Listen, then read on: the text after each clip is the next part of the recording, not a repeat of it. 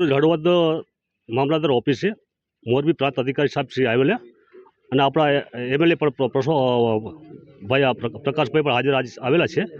હવે એના માટે એવું હતું કે ખેડૂતે જે 765 અમદાવાદ લાકડી લાઈન નીકળે છે અમારા બધા ખેતરોની વચ્ચેથી, એ બધા ખેડૂત સંગઠન ભેગા થયા છે આજ કે ભાઈ અમને ભાવનો જે કાંઈ ડિફરન્સ છે એ ડિફરન્સ પૂરેપૂરો ખેડૂતને ન્યાય થાય એવો આપો એમ.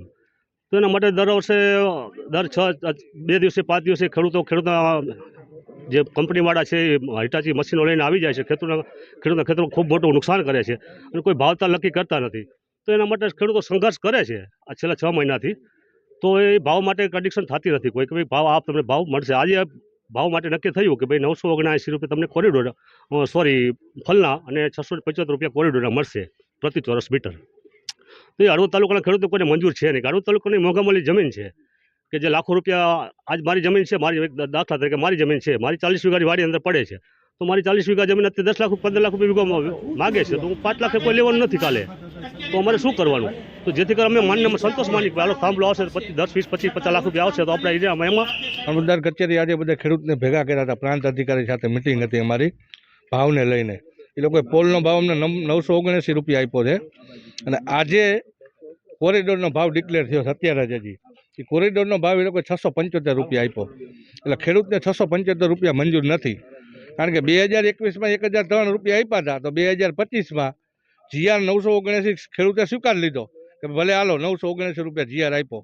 તો પોલનો 979ના 25% આપે તો ખેડૂત કામ કરવા દે છે, બાકી કોઈ ખેડૂત કામ કરવા દે છે નહીં. આગામી સમયમાં ખેડૂતની રણનીતિ કેવી હશે? રણનીતિમાં એવું કે કોઈ કામ કરવા આવે તેમને અટકાવવાના, ખેતરમાં ગરબા. ખેડૂતોની મુખ્યત્વે રજૂઆત એવી હતી કે તેમને જે કોઈ પણ પ્રકારની જાણ નથી કે એમને કેટલું વળતર મળવાનું છે, અને ખાસ તો જે ખેતીના પાકોનું જે વળતર છે એ એમને મહત્તમ મળે.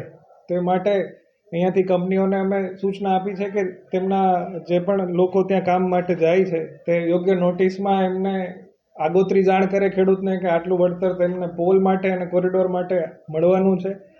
બીજું જે ઊભા પાકની વાત હતી તેમાં APMC પાસેથી અમે મહત્તમ જે પણ માનો કે ઘઉં છે અત્યારે શિયાળુ પાકમાં, તો ઘઉંનું મહત્તમ વળતર લઈશું, જીરું હોય તો જીરુંનું લઈશું, અને ખેતીવાડી પાસેથી પંચાયત વિભાગમાંથી અમે મહત્તમ એનું ઉત્પાદન લઈશું, અને તે બંને દ્વારા આપણે મહત્તમ વળતર ખેડૂતોને મળે એ પ્રકારની આપણે પ્રક્રિયા કરીશું.